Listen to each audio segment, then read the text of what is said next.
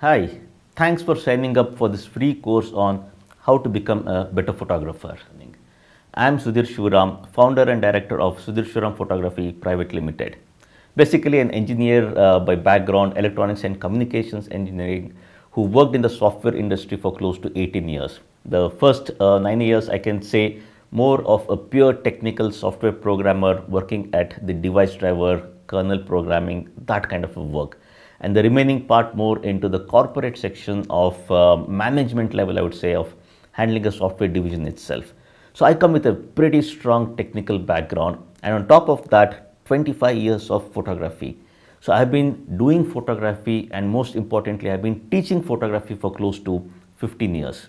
And in the photography field itself, if I had to say some of my achievements, so I have been a Canon brand ambassador for close to 8 years. On top of that, the Sanctuary Asia Wildlife Photographer of the Year. And then even with respect to National Geographic, I have won, or rather my cover shot of this beautiful image has won the National Geographic Yellow Border Award. So this cover shot featured in the National Geographic Traveler India, and then the internal competition within Nigeria across the 14 countries, and this won the first prize for India. Beyond that, when it comes to the recent Asian Photography Awards for 2017, I have been recognized and awarded as the third most influential person in the photography industry in India. So the first has been the Canon MD and CEO, the second has been the Nikon MD and CEO, and I have been at number 3. So when it comes to a photographer, probably the most influential photographer in India itself for 2017. And then again for 2016, I was placed at number 2. And then the year before that, I was placed at number 5. So the last 3 years consecutively, I have been rated as one of the most influential people in the photography industry itself. And then in the recent survey concluded, in the top 100 photographers on the web, the most talented, famous photographers on the web, I have been placed at number 12 across the globe. So number 1 in India, I would say. And then when it comes to wildlife photography across the globe in the top 100 list, I have been placed at number 1.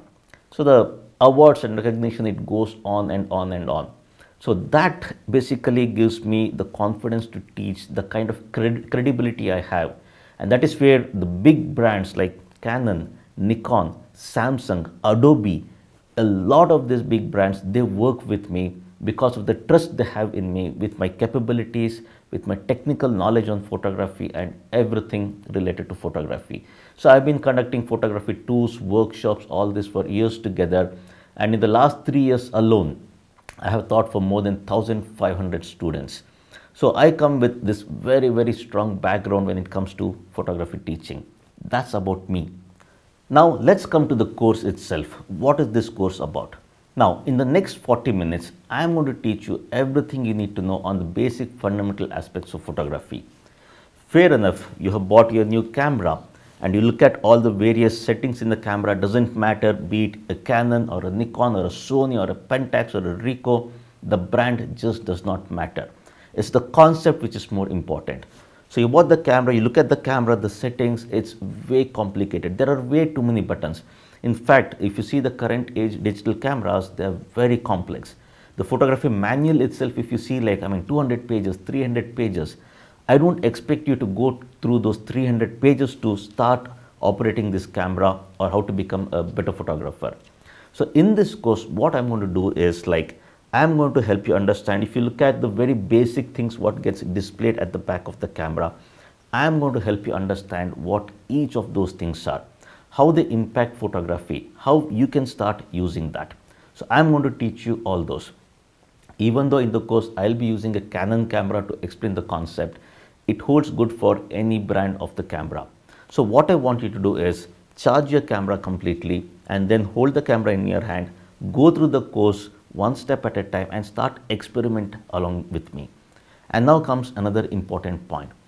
Go at the end of the course, once you finish the entire course, I want you to stick with me for the full course. That is very important.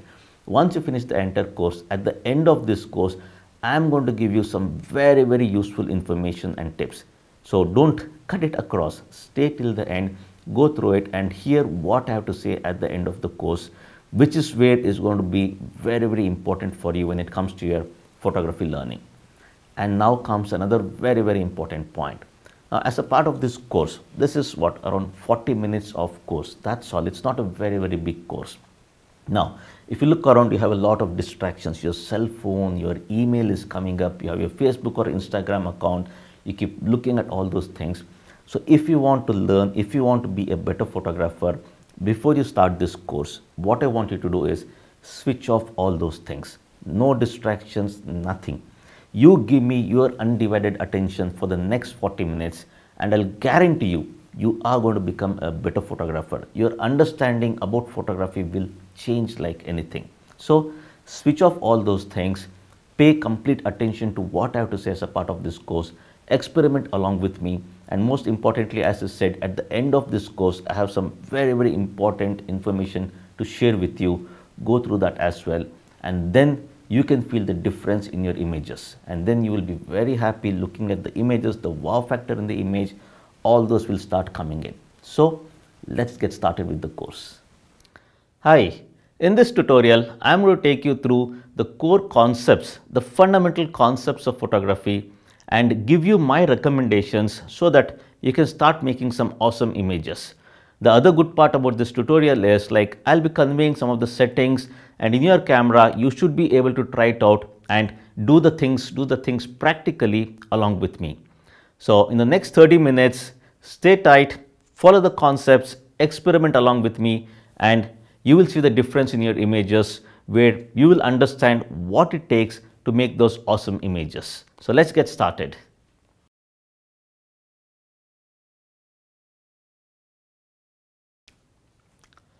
I have currently connected my Canon 1200D, an entry-level camera, to the TV so that you will see the various displays, the settings, what the camera does, and you should be able to follow me. Now, as a beginner in photography, you don't have to go through very in-depth or any advanced settings or any of those things. Forget about all the various advanced features, whatever the camera supports. Let's get some of the very basics right. So for example, aperture. So since I'm shooting in aperture priority mode, the very basic exposure triangle parameters, be it your shutter speed, your aperture, your ISO, what are they, what impact it has on your image, we will see that. Next comes your exposure compensation, about when to underexpose, when to overexpose, make the image brighter or darker, what to do. Your picture style, what kind of picture style you should be using, we will look at that. Your white balance, so what is white balance, what kind of white balance you should be using, I'm going to help you understand those concepts. Next comes the other set of parameters, be it with respect to your shooting mode. So whether you want to shoot it in one shot mode, servo, depending on what is happening in your scenery, the focusing options we'll see, then even the metering. So what kind of metering you have to use, be it spot metering, evaluative. So what are those various metering options? And then of course, what kind of image quality you should be using. I'll be guiding you with that. And of course, the last point is obviously with respect to your focusing points, when to use what kind of focusing points. So here, this is the very basic thing, what you see in your Canon cameras. Now, the same concept applies to your Nikon cameras as well, where if you look at the info, the display what your Nikon camera gives, even that will have your exposure triangle parameters about aperture, ISO, shutter speed, the same things. Then you even have your compensation, exposure compensation, your white balance parameters, and in case of your focusing mode, whether it is like autofocus single, autofocus continuous, so what kind of focusing mode you want to use. Then comes even the metering, the concept is the same, and even your image quality, the RAW or the JPEG, what kind of quality you should be using, and then the focusing points. So if you see, be it Canon, Nikon or any brand, it doesn't matter. So let us go through each of these basic concepts and see what they are, what impact they have on the image, and what is the setting which you should be using to get some good images.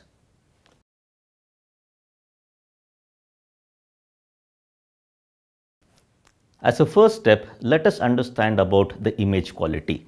So here, as you can see from the display, in the info, you can press on the Q axis, the Q button at the back and access this, or you can go into the menu option. In that you have the image quality. If you go into the image quality, you have various options, right from the large to the medium to the small, and then you have a combination of RAW plus large and then just the raw. So here you are welcome to use any of this combination, and each of them, as you can see here, the resolution will vary. So if I keep moving, so as you can see, the resolution will keep changing, which is the print dimension if you are trying to print the images. So it's more to do with your megapixel, the resolution. So here, one of the main things is as a beginner, I understand that raw probably may not be the right option because you may not be comfortable on how to process the raw images. So chances are you end up using just the JPEG. So, but my recommendation would be to use a combination of raw plus large depending on the size of the memory card. So yes, please go ahead, buy a larger sized memory card so that you can store more images.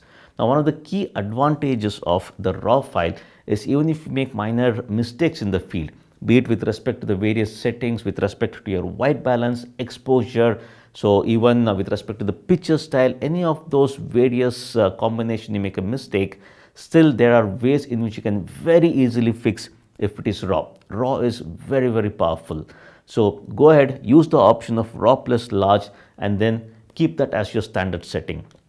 If you look at your Nikon setting, even Nikon has something very similar where you can have a combination of NEF. So that is the raw format for Nikon, NEF plus the different options of JPEG. So go ahead, choose any of these things. But as I said, as a beginner, please go ahead with the combination of raw plus large, because in future, once you learn about raw processing, you can come back to these images and process the raw files. So go ahead to start with, put the setting as raw plus large or NEF plus any of the JPEG option and keep that as your standard setting.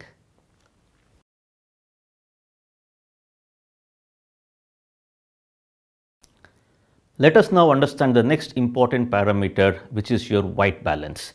So in case of Canon, I can access the white balance using the quick access button at the back by pressing Q and going into this, or I have a direct access button. Check your camera and you will have a direct access white balance. I click on that and you have this various parameters, various white balance setting rather.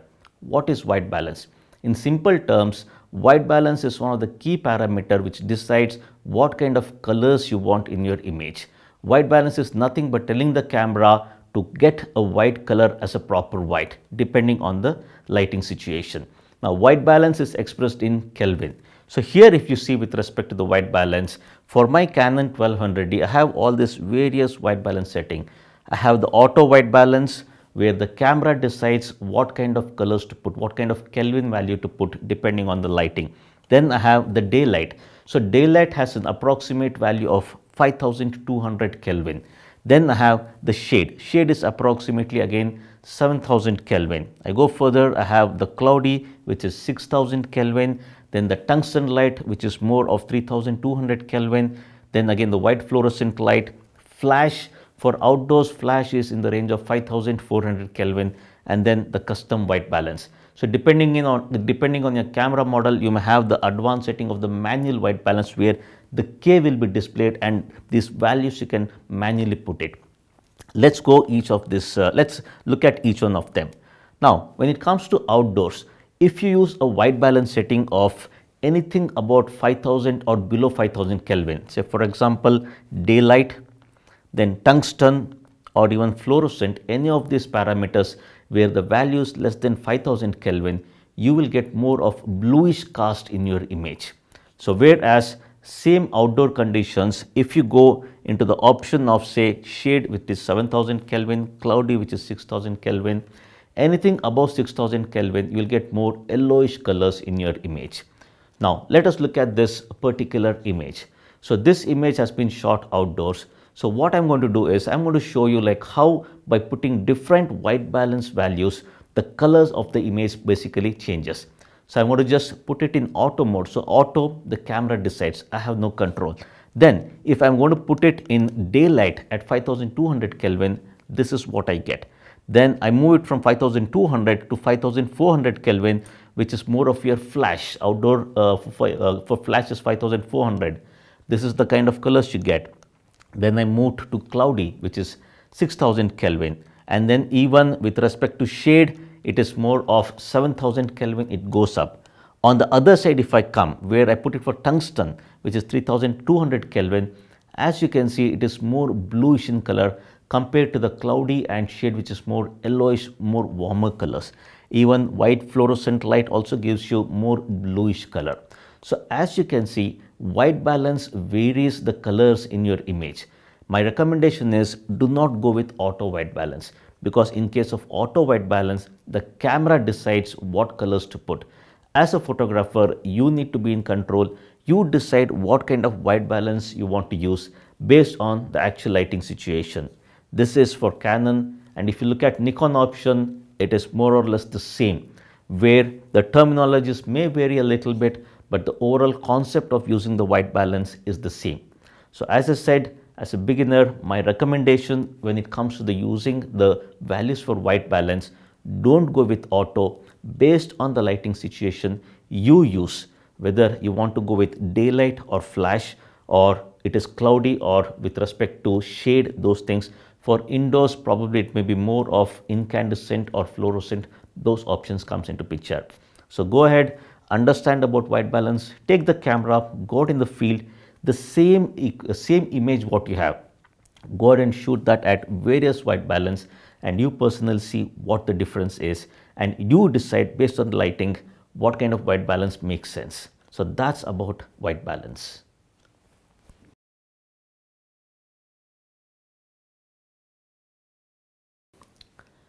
Now comes the most important part of photography, which is your exposure triangle parameters of shutter speed, aperture and ISO. Let us study what these parameters are, what impact they have on the image, and what kind of settings you should be using. I am currently in the shutter priority mode of my camera, which is the TV mode for Canon and S mode for Nikon. So here what happens, as a photographer, I set the shutter speed. So let us look at what is shutter speed. Now, shutter speed is the duration of time your shutter is open for the light to enter and hit your sensor. So if you look at the shutter speed, so a value of low shutter speed basically causes motion blur. If you are shooting handheld, the shake which comes into the image, that is because of slow shutter speed. Whereas if I take it up, so all the way I keep going, a higher shutter speed freezes action. So what does shutter speed do? Low shutter speed is responsible for motion blur or camera shake which comes because of handheld shooting. High shutter speed freezes the action. So if you look at this particular image, so this I have shot it at a high shutter speed, where you can see that the waterfalls, the overall action has been frozen. Whereas the same image, when I shot it at a very slow shutter speed of say 2 seconds, 4 seconds at that slow shutter speed, as you can see, it's more of a silky flow of water. So shutter speed is the duration of time the shutter is open, and then you can basically decide how you want to take that image. My recommendation when it comes to shutter speed, if something is totally static, if it's a person standing, not moving, it could be a landscape scene. So anything which is totally static, you don't have to worry too much about the shutter speed. And of course, for any beginners, as I recommend, always use a tripod to get a proper setting. Now that is about shutter speed. Now the other parameter, the next parameter which we have to understand is more to do with your aperture. For that, let me go into the aperture priority, which is the AV mode for Canon and then the A mode for Nikon.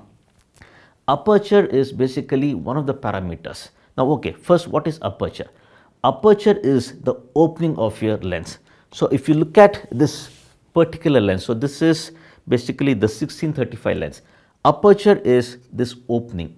So how large our opening is. So even if you look at this particular image, so aperture basically has blades inside.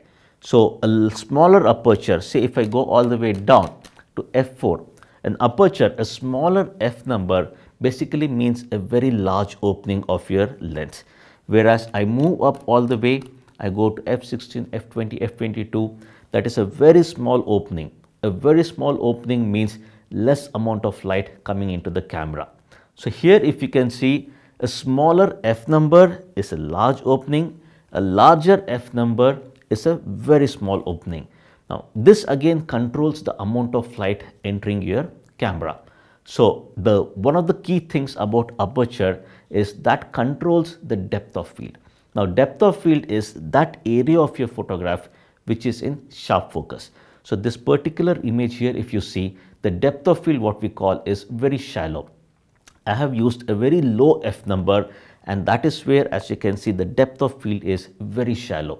Now the same image, if I move my aperture, the f number, if I make it very large, an f22 or like that, then as you can see, the same image, the depth of field is very large. That means large area of your photograph is in sharp focus.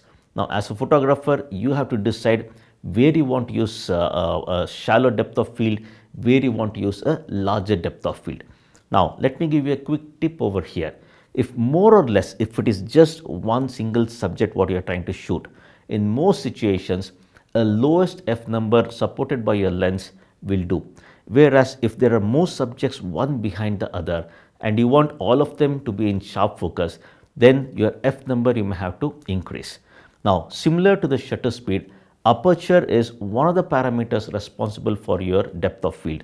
Your focal length of the lens, then camera to subject distance also comes into picture. But go ahead, use the aperture based on the scene, and as a photographer you decide whether you want a lower f number or a larger f number to get an appropriate depth of field. And then the third parameter, which is more of your ISO. ISO is nothing but the sensitivity of your sensor.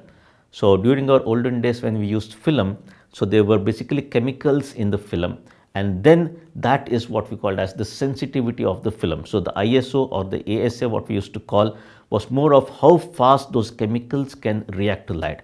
So in our digital cameras, it is more to do with your sensor. So how fast the sensor can react to light. That is what ISO is all about. Now, if you look at the ISO, whatever ISO you have in your camera, so if I go into the quick view option and go into the ISO here, as you can see, I have auto ISO, then 100, 200, I have different ISOs based on your camera model. Again, here I would recommend you all not to use auto ISO, because when you put it in auto ISO, the camera decides what value to use based on the other parameters. Not recommended. So you go ahead, play around with the ISO. So remember, if you increase the ISO, so chances are you will get more noise. What is noise in the image? So this particular image, if you see, I have shot it at a little bit lower ISO, and wherever there is dark shadow area, as you can see, the details quality is very good. Whereas the same scene, if I increase the ISO, so at this high ISO, as you can see, I zoom in that area, if you see those small grains, that is noise. So depending on your camera, a low ISO is always preferable. But again, depending on mid-range or high-end cameras, ISO value you can actually take it up. So these are the three very basic exposure triangle parameters. Now, how do they work together? So let me give you an example. Now you have various modes in your camera. So let me go with the very basic one, which is the complete auto mode. So when you put your camera in complete auto mode, the camera decides all the three parameters. The camera decides, the camera doesn't know what scene you're shooting. Camera will take into account the amount of lighting, and then it will put its own value of shutter speed, aperture and ISO to give you a decent image. Probably that may not be what you want. Next comes, and of course, if the light is less, the camera will pull out the flash as well. The next is the P mode, which is the program mode. In program mode, so when I half press my shutter release, as you can see, for a given ISO, the camera decides both the shutter speed and aperture. Again, you do not have control. Of course, you can increase your ISO, you can also put it in auto mode. So if you increase your ISO, I click on ISO, I increase the value, and then again half press my shutter release button. So as you can see, again the values will vary. So you have no control on what happens. Camera decides the parameters. Now the other mode is basically the TV mode, which is the shutter priority mode, or for Nikon guy it is the yes mode.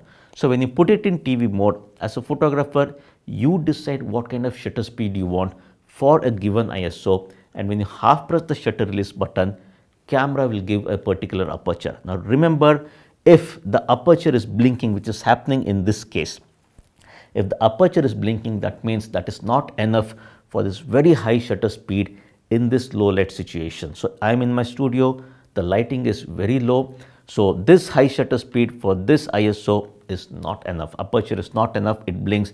If I shoot, I'll get a dark image.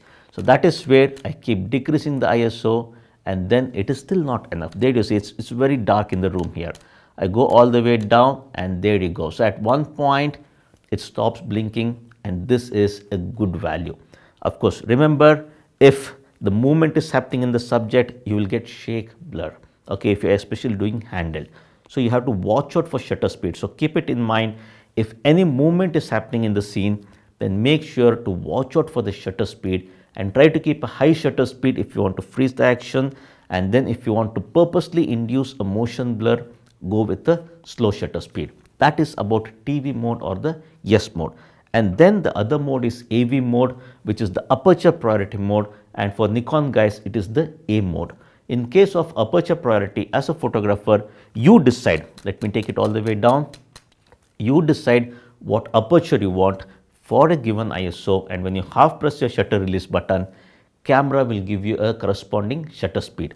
Now you vary your aperture, then the shutter speed will vary. So in case of aperture priority, as it says, the priority is more on aperture. You decide what aperture you want for a given ISO, camera decides the shutter speed. So this is more recommended when there is not much movement happening in your scene. If you are doing landscape photography or any of those areas of photography where your depth of field is more important than the shutter, in that case, go with your aperture priority. Then the other mode is basically the complete manual mode. This is a little bit advanced mode. For beginners, I would not recommend that, because you have to decide all the 3 parameters based on the metering and other complex things. Not recommended. Go with any of the other mode of aperture priority, shutter priority, or even for that mode, program mode also will work. And then the other set of mode in your camera, you have all these various portrait mode. So portrait mode, here if you see, the ISO will be auto, and then the default setting. So more or less, if you see portrait, the camera gives more emphasis to the depth of field. And then you have the landscape. So even in case of landscape, okay, it is more of, again, the default settings are the single shot, not the burst mode. And then again, the priority is given more for larger depth of field. In case of a portrait mode, the camera tries to give you a shallow depth of field. In case of landscape, it tries to give you a larger depth of field to give everything in focus. Then you have the close-up or the portrait mode. Again, in that situation, it is more of trying to give you a shallow depth of field. Then comes your sports, action photography. Action photography, as you can visualize or you can think, is more to do with action happening. You want to freeze it. So in this mode, camera is going to give you a faster shutter speed. Then the other one is stars, night photography. So in this night situation, is going to give you a long exposure. Now, depending on what kind of camera model you will have, these are some of the very basic kind of shooting modes what you have. So once you understand overall, so let me go back to the AV mode. So once you understand the combination of your shutter speed, aperture and ISO, then play around with the settings, and as a photographer, you decide what kind of setting you want. So my recommendation, again, let me repeat. So any of those genres where action is happening, movement is happening, you want to freeze it or you want to create a motion blur, go with the shutter priority and decide what kind of shutter speed you want. And then depending on whether you're shooting macro, close-up, portrait, landscape, anything static still, where shutter is not of much concern, it is more of depth of field what you want, go with your aperture priority and decide what kind of aperture you want. In all these cases, please keep a tab on what ISO you're using, because a very high ISO will yield noise image. Okay, so these are the very basic settings what you have to keep in mind on the exposure triangle parameters, and then as a photographer you decide what you want and go ahead with those settings.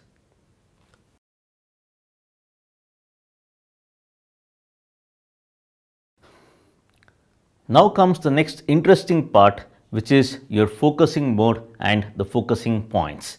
Now again, if I go back to the display here, in your display currently I am in one shot mode. So even in case of Nikon, so you have the different kind of focusing modes. So let me go into this. So I'm going to press the quick access button, the Q, and go into that. Of course, so depending on your camera mode, in fact, even for me, I have the direct access button, which is AF button at the back. I press that, I go into the different autofocus modes. Now let us look at each of these autofocus modes.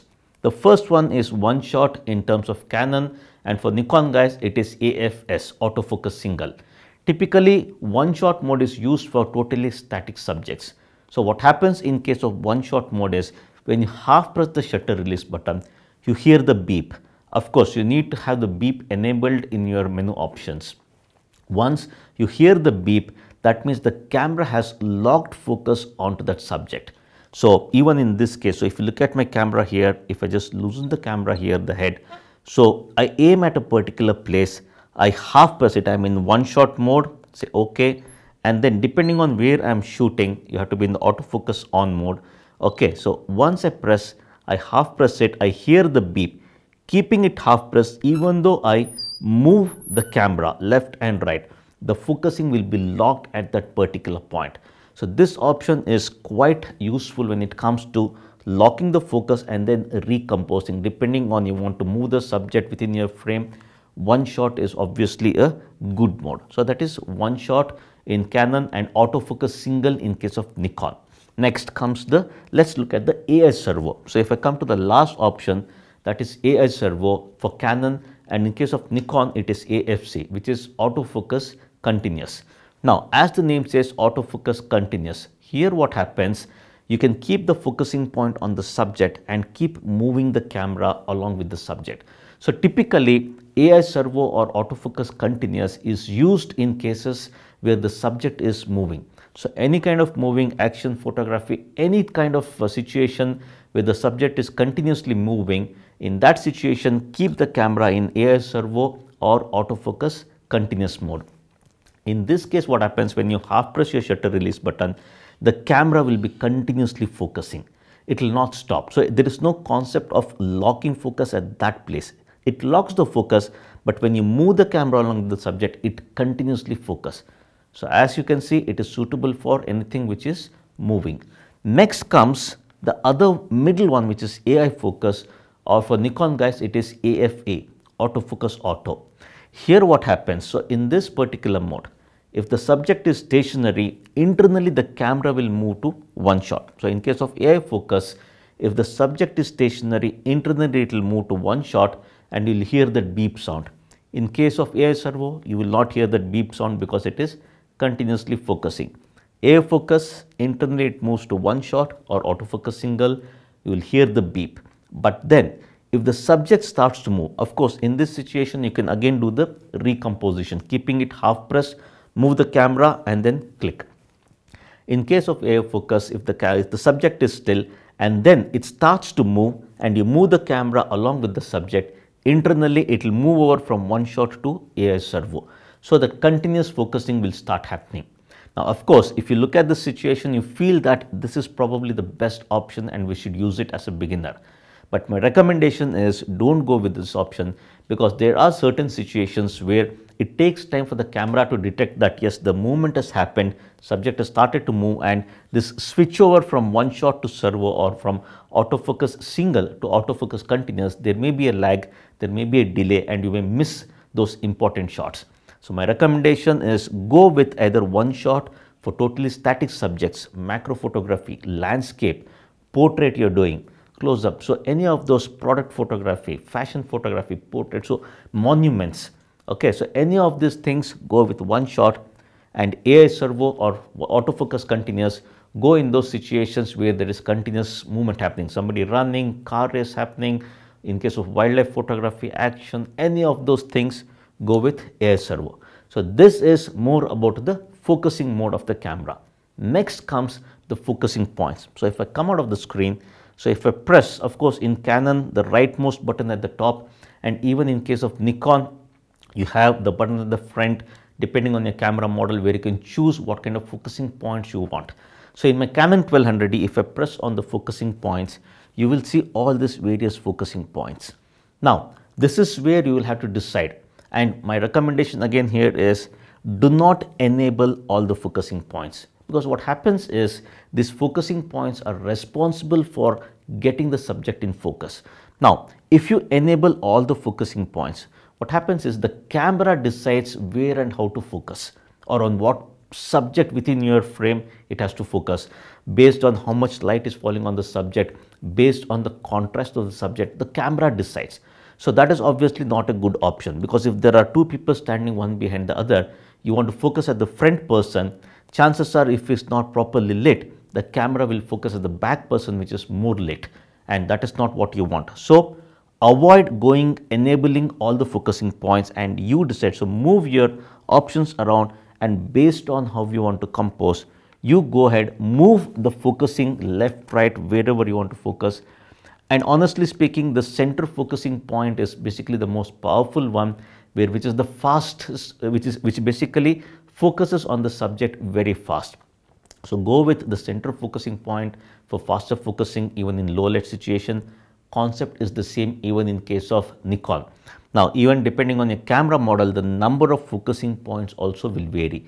So depending on the number of focusing points, you can decide as to, like, from a composition, where you want to move, how you want to move the focusing points. Okay, so again, as I said, avoid enabling all the focusing points, go with one focusing point and manually move it around depending on how you want to compose. So that is more about the focusing mode of the camera, and then using different focusing points on how to compose the image.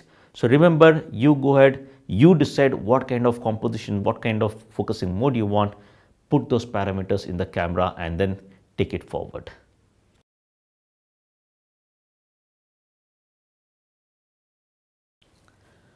Now comes the most complex part of photography, which is metering. Now, metering is quite interesting, and that is actually the heart of photography, based on which the exposure triangle parameters are decided. Now, be it Canon, Nikon or any camera model, the concept is again the same. Here what I am going to do, again I use the quick access button on my Canon camera, and then come down and go into the metering. So there you go. Now, metering, there are different kind of metering options. This is the entry level Canon 1200D, so where the spot metering is missing, but here we have evaluative metering, or in case of Nikon, it is called as the matrix metering, or we also call it as the multi-segment metering. Then partial metering, same in Nikon as well, the center weighted average metering, and then this option, if you see, this is basically spot metering. Now let us understand what each of these metering option does. Now, one step back, what is metering? The whole concept is, now if I am in aperture priority mode, okay, so I am basically at an aperture of, let's go down to say f4. So for an ISO of 1600 at f4 in aperture priority mode, when I half press the shutter release button, I get a particular shutter speed. So that value of shutter speed is decided by what kind of metering mode I am in. Now, in simple terms, for you all to understand, metering is nothing but it's more to do with the amount of light which is reflected from the subject. So the camera calculates how much light is reflected from the subject, and to give you a very basic exposure, to give you a exposure where it's not very dark, where it is not very bright, it will give you the shutter speed of 1 by whatever. So that is metering. Okay, so based on various metering options. Now when it comes to spot metering, what the camera does is, when it comes to your focusing point, you see this centered focusing point, what happens is the camera, when you look through the viewfinder, wherever the center focusing point is aiming at, camera calculates the amount of light over there, how much light is getting reflected from that, and it will give you a decent exposure, not very bright, not very dark, okay, a medium exposure, what we call, based on that amount of light being reflected from that center focusing point. Of course, there are options where you can move the focusing point and make sure you take the reading from there, but let's not get into that. So in simple terms, in terms of spot metering, wherever the center focusing point is looking at, camera sees how much light is reflected, and then based on that, it is going to give you a particular shutter speed. Now, this is where, if you look at that image, it will give you a decent medium exposure. Now, this is where your exposure compensation comes into picture. So in my Canon camera, I have the plus minus button. Even in Nikon, you have the plus minus button. Find out how to access the exposure compensation button in your particular model. I press it, and then the dial, if I move it around, there you go, it becomes darker or brighter. If I go into the quick access mode, into the exposure compensation, There you go. See there, I move it to the left, the image becomes darker. If I move it to the right, the image becomes brighter. At this point, auto exposure bracketing, keep it aside. So darker or brighter. So this is where, as a photographer, you have to decide. The camera will give a decent medium exposure. Looking at the scene, if you feel you need to cut down light, you can make it darker. You want to get in more light, you can make it brighter. So that is about the exposure compensation metering using the center focusing point, which is the spot metering. Now let us go into the other options of metering. Now the other one is evaluative metering, or for Nikon guys it is the matrix metering or even multi-segment metering. So in this case what happens, it doesn't take it from the center at all like spot metering. Okay, so here it's the evaluative or matrix, that means, or the multi-segment. That means what the camera does is basically takes the average of the whole scene. So it divides the entire segment. So how much light is basically coming into the camera from the entire scene, not at that one single point. So from the entire scene, how much light is coming into the camera, it will calculate, it will average it out, and then it will give you a medium exposure. Same again, use the exposure compensation to make it darker or brighter. That is evaluative. Next, the other metering is basically partial metering. The third one is partial metering. Partial metering is very similar to your spot metering, where again from the center focusing point what you have. So typically in spot metering, the center focusing point is an area of around 2 to 3% compared to your entire frame. Whereas partial metering, it takes a value about 12 to 13% of that focusing point at the center. That is about your partial metering. And then the last one is the center weighted average metering. So here what it does, it gives more emphasis to the center portion of the image, how much light is reflected from the center portion of the image, and then it gives you a particular shutter speed to give a medium exposure. So this is what metering does. Now the overall complexity of the metering is quite high. So what I would recommend you as a beginner, my recommendation is to go with evaluative metering. Okay, so currently go with evaluative metering mode. So obviously in case of Nikon, it is multi-segment or matrix metering what we call. And then what you have to do as a photographer, look through the viewfinder, see the tonality. So one of the key things is about tonality, what you have to look at. What is tonality? Nothing but darkness or brightness. Okay, so if you look at the TV display here from a tonality, this is dark. Whereas this shirt, if you see from a tonality, this is more bright. The backdrop, the screen here, if you see tonality, it is dark. So from a metering point of view, as a photographer, don't look at colors, but look at it from a tonality. Is it dark? Is it bright? Now, let me give you a very quick tip over here. Okay, so when it comes to your evaluative or matrix metering or multi-segment metering, what kind of exposure compensation to use? Okay, so that a quick tip, if I had to go into this, is basically if you are shooting something very dark, if the overall average tonality of the whole scene is dark, then you have to underexpose. Okay, so of course it's a little confusing where if the tonality is already dark, why should I again underexpose? Of course, that's because the camera, it doesn't make a dark image as dark, it will make it as a medium exposure. Okay, so that is where to recover or to get back the dark tonalities, you have to underexpose. So if you are shooting something bright, make sure you basically overexpose. So keep it very simple. If you go into this again, if you are shooting something dark, you underexpose. If you are shooting something bright, you overexpose.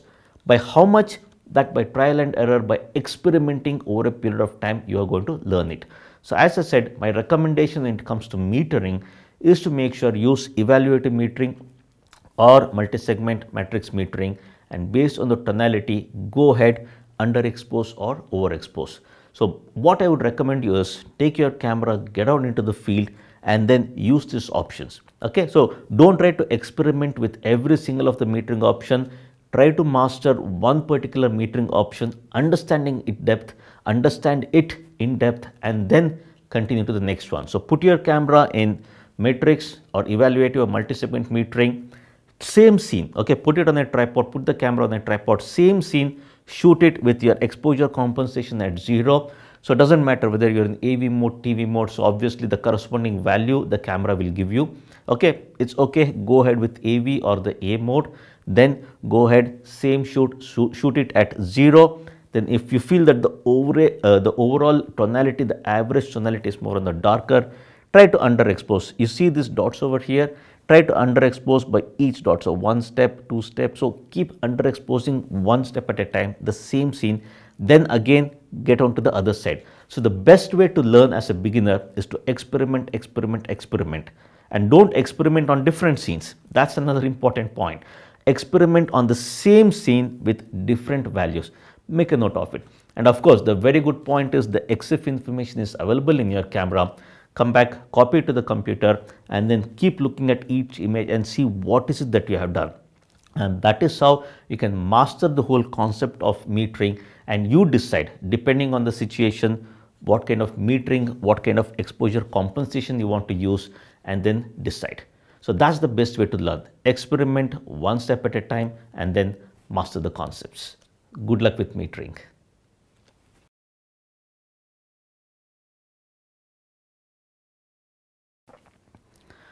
All right, so in the last 40 minutes or so, I have explained to you some of the very basic fundamental concepts of photography. Honestly speaking, these are the core things which you need to know as a beginner in photography. There are a lot of advanced things that is for later, but get these fundamental concepts right. So to conclude or to summarize what is it that you have to be doing, the main thing, obviously, what kind of image quality, as I said, go with the combination of raw plus large. And then comes obviously your white balance setting. So avoid the auto white balance, go with the white balance based on the lighting situation, and then go with that particular preset, or if you have the manual white balance, go with that particular manual white balance. And then comes your exposure triangle parameters. Shutter speed, freezing the action, motion blur, handshake, those things comes into picture. Your aperture, the depth of field comes into picture. And then obviously your ISO is to do with noise. Obviously this whole combination you have to get it right based on what kind of metering you use. So depending on the metering what you use, this combination comes into picture, and then the exposure compensation, making it darker, making it brighter, depending on the tonality, that you have to keep it into consideration. And then the other very important aspect is regarding the focusing. So with respect to your focusing options, whether you want to use one shot or autofocus single, AI servo or autofocus continuous, this is for static subject, this is for subject which is moving. Combination of both is AI focus, but as I said, my recommendation is avoid that. And then the other important point obviously is your focusing options. So what kind of focusing points you want to use? Be it Canon or Nikon, you have different kind of focusing points. Understand what those are, and for composition you will have to move the focusing points around, decide what is it that you want to do. So if you look at all these various combinations, this is the very basic. And the other one which I actually skipped is more to do with your picture style, and honestly speaking, don't worry too much. My recommendation is to go with the standard. In case of Nikon, you have your vivid, which gives you more vibrant colors, even the standard is there. Even in case of Canon, you have the landscape mode where you get a little bit more vibrant colors. So again, picture style is again more to do with what kind of photography you're doing, what you're shooting. And as I said, if you're shooting raw mode, then you can change those picture styles at a later point of time during post-processing. So these are the very basic fundamental concepts of photography. Experiment each of these things, learn the concepts by heart. Of course, no need to by heart anything over here. It's more of experimenting, understanding, and hopefully this session what I just gave it to you, hopefully you're going to like make use of it, practice, experiment, and then once you master this, then comes the advanced session, and that's for a later point of time. So good luck with your learning and good luck with your photography. All right, welcome back. So I am sure like you had a fantastic session going through all the various concepts. Pick up your camera now, start clicking those amazing images. But as I said, what you just saw, the course what you went through is just the tip of the iceberg. So as a part of the portfolio of services what I offer on my website, so online video tutorials is one of the very important things. So of course, like if you look at the various courses which are available on my online tutorials, the first important one is the basics and advanced photography course along with post-processing. Now this itself is a very huge chapter where I take you through all the fundamental concepts, the advanced concepts, connecting the camera to the TV screen, what you went through, what you saw, and then I take you out into the field and practically show you how to basically implement that. So all those various fundamental things and even the advanced concepts I teach you over there make you perfect in all those things. And then of course at the end of that session you will understand as to what it takes to become a very good photographer. And then you can experiment it out there, those things hands-on, you can try it out. It doesn't end over there. Then comes the other very important aspect, which is post-processing. So if you look at the overall photography, it's just not about understanding about your camera, how to take good pictures. Fine, you got the images, you copied it to your computer. Next what? So how do you basically present those images? Even if you have to go to a party, I mean, you just don't get up and then just get off to the party. You make sure you are in a presentable situation. You go do, you freshen up, you have bath, whatever, shave, makeup, little bit of combing. So basically it's the same you, but you make yourself more presentable. So how do you do that to your images? That is where the post-processing tutorials comes into picture. And as a beginner in photography, again, as I said, be it a Canon user or Nikon user, just does not matter. So I have targeted post-processing tutorials right from using the very basic Adobe set of products using Photoshop, Adobe Camera Raw to process your RAW files. If you are a Canon photographer, I have the Canon DPP, Digital Photo Professional course for you, online learning. If you are a Nikon shooter, then I have the Capture NXD tutorial as well. Depending on what kind of photographer you have all these various learning tools available at the tip of your hand or at the tip of your mouse. Just online learning, you can just follow through and learn photography. So once you finish a basic course, once you understand about all the post-processing concepts, all those things, next comes the other thing. Fine, if you want to buy a new camera, upgrade your camera, what is it that you should be doing? So I have a separate course on that, your ultimate guide to camera and lens buying. So equipment buying, what is it that you need to watch for? I have that separate course for you so that you can become a master expert in basically understanding what it takes to buy your next camera or upgrade your camera. And of course, like if you are a very entry-level photographer, a beginner, the course what you just went through, the free course about how to become a better photographer, a little bit next step on that is basically an entry-level course called as how to make better images from the Canon 1200D. So a Canon 1200D, if you're having an entry-level camera, how to get started, be it Canon or Nikon, it just does not matter. So you can go through that course. And then comes a little bit of advanced course. If you are a Nikon D500 shooter, if you have a Nikon D500, then your ultimate guide to making really good images out of that Nikon D500. I have a huge entire course dedicated for that. So all these things, if you see each one of them step by step, you can start learning. All these are online based video tutorials what I offer. Okay, so of course, as I said, it's a combination of classroom as well as basically the field learning. In fact, I asked my friends, once I came up with all these things, I asked a few of my friends saying like, see, this is what I offer online. Okay, and then like, what do you think? So what kind of cost do you think you're willing to pay for this? So they said, Sudhir, I think if you look at this whole gamut of learning what you have put online, easily people should be able to pay 10,000 rupees. That's close to $150 US. So this is what we are willing to pay for this kind of an offer what you have, online learning. I said, okay, fantastic, that's good. They were, okay, Sudhir, what is the offer you're giving it at? I said, hold on, let me finish the whole story. So you sign up for my video tutorials, you go through all these various courses, you become a better photographer. Just imagine, obviously you can start creating amazing images, fantastic pictures you can start clicking from whatever kind of camera what you have.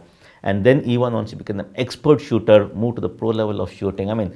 Look at the kind of applause you will get from your friends, family, colleagues at office. Nowadays, if you see like even at office, photography is such a kind of a hobby for everybody, that you start making good images you can share with your friends, and like you get that happiness out of that. So you can become that fantastic photographer. No more looking at others' camera and seeing like, I mean, how is it that he's able to make very good images? I have the same kind of camera, I am not able to get those images. None of those things. So say goodbye to all those things and then start making your own fantastic images. So if you see all the various things, the kind of future things what you can expect from these tutorials, I believe that 10,000 rupees is just a steal. Easily you should be able to afford. Again, hold on, it doesn't stop there. Once you subscribe for this video tutorials, it's a 1-year subscription period what you have. Once you sign up for this video tutorial, subscribe to it, then you become part of the Sudhir Shivaram photography community, the SSP community. I have a separate dedicated Facebook group just for my video tutorial subscribers. Nobody else has access to that. Only you folks will be part of that, and then there you can post your photographs. Me along with my team, and then other photographers who are there. Already like hundreds of photographers are part of that community. You come in, you start posting your images over there. You can start getting feedback, critics about your images on how you have to improve or what are the things you have to do to improve. And me, I'm going to personally handle people over there. Okay, even reviewing your images, help you build your portfolio. So we have the album concept where you start building your own portfolio, start improving on your photography. So the learning continues. It's just not the end after you sign up and watch the videos online, you learn photography. It doesn't end there. The learning continues within the private photography group, our own community. And then again, as a part of that private community, I'll be doing very regular Facebook live broadcasts. So a lot of people are already aware about my Facebook photography chat, which I do, the live broadcast. It's extremely popular. In the last couple of years, more than 4 million people have viewed those free online Facebook broadcasts. So for your group, it's going to be a specified, more private one just for the video tutorial subscribers. And then I'm going to be teaching some of the advanced concepts, clarifying your doubts on photography. So all the various tutorials you would have gone through, I'm going to give all the answers to the various doubts what you have, guide you through photography. And then apart from that, even when it comes to competitions, so I'm going to guide you as to like, okay, what kind of images you have to submit for the competition. What are the things the judges basically look for in the competition? So all these various things, again, I'm going to handhold as a part of that SSP community on Facebook. So it's just our own Facebook group. If you see the kind of benefits what you have, all these various things, this is where I think 10,000 rupees is absolutely easy go on that. That said, now comes the surprise element. The cost of this entire package is not 10,000 rupees. All this for a limited time period, I'm going to give you an offer of just 4,997. That is all it costs.